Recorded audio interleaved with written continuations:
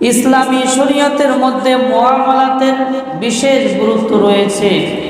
ইসলামের শরীয়তের মধ্যে সর্বপ্রথম এবং সর্বপ্রধান বিষয় হলো ঈমান আকীদা সহিহ করা।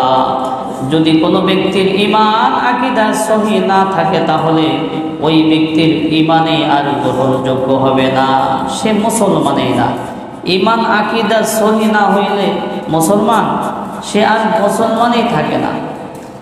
ঈমান আকীদা সহিহ হওয়ার পরে সর্বপ্রথম যে বিষয় সেটা হলো আল্লাহ তাআলার ইবাদত বন্দেগী করা। আল্লাহ তাআলার ইবাদত বন্দেগী করার পরবর্তী স্তর হইল মুআমালাত এবং মুআশারাত। স্তরগত পার্থক্যের কারণে ইবাদত বন্দেগীর পরে মুআমালাতের স্তর হইলেও মর্যাদাগতভাবে মুআমালাতের স্তর আগে হওয়া উচিত। কারণ ইবাদত বন্দেগী এটা হলো আল্লাহ তাআলার হক, আর মুআমালাত মুআশারাত এটা হলো বান্দার হক। আমরা সকলে এ ব্যাপারে অবগত আছি। আল্লাহর হক এবং বান্দার হকের মধ্যে বান্দার হক হলো অগ্রগণ্য। কেন?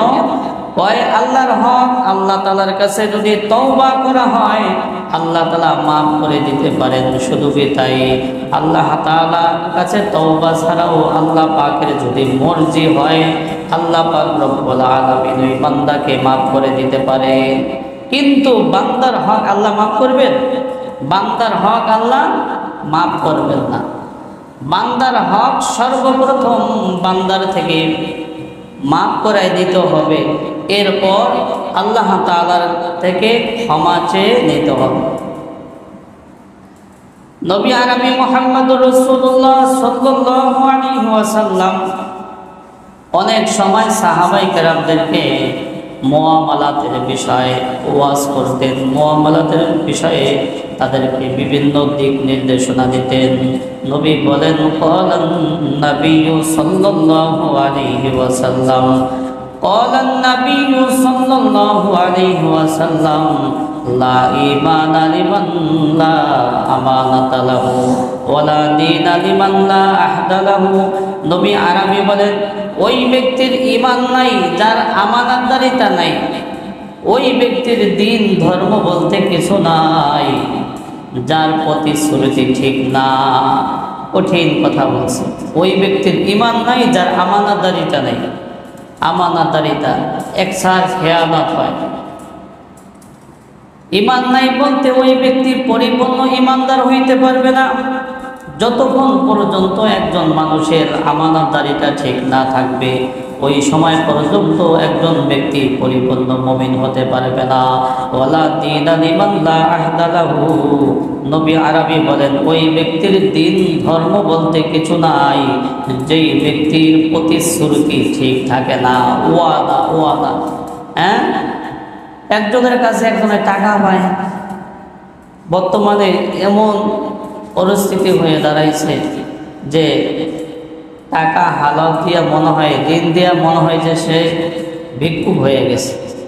হ্যাঁ, যে টাকা হাওলাত দিছে, ঋণ দিছে, সে কেমন যেন ভিক্ষুকের মতো বারবার তার কাছে চাইতে থাকে। আর যে ঋণ গ্রহণ করছে, হাওলাত নিছে টাকা, সে কেমন যেন মালিকের মতো বারবার তারিখ দিতে থাকে। কেমন যেন সে মালিক হয়ে গেছে যে আজকে দিন না কালকে দিন। মালিক যেমন করে যে মালিকের মতো বারবার একটা তারিখ দিতে থাকে। প্রতিশ্রুতি রক্ষা করে না, ওয়াদা দিয়ে ওয়াদা রক্ষা করে না। আল্লাহর হাবিব বললেন, লা ঈমানা লিমান লা আমানাতা লাহু ওয়ালা দীনা লিমান লা আহদা লাহু। নবী আরবি বলেন, ওই ব্যক্তির ঈমান নাই যার আমানতদারিতা নাই, ওই ব্যক্তির দিন ধর্ম বলতে কিছু নাই, যার প্রতিশ্রুতি ঠিক নাই। প্রতিশ্রুতি ঠিক নাই, ওয়াদা দিয়ে ওয়াদা রক্ষা করে না। নবী আরবি অন্য এক হাদিসের মধ্যে বলেন, লা তুকবালু সালাতুন বিগাইরি তুহুরিন, লা তুকবালু সালাতুন বিগাইরি তুহুরিন ওয়ালা সাদাকাতুন মিন গুরুরিন।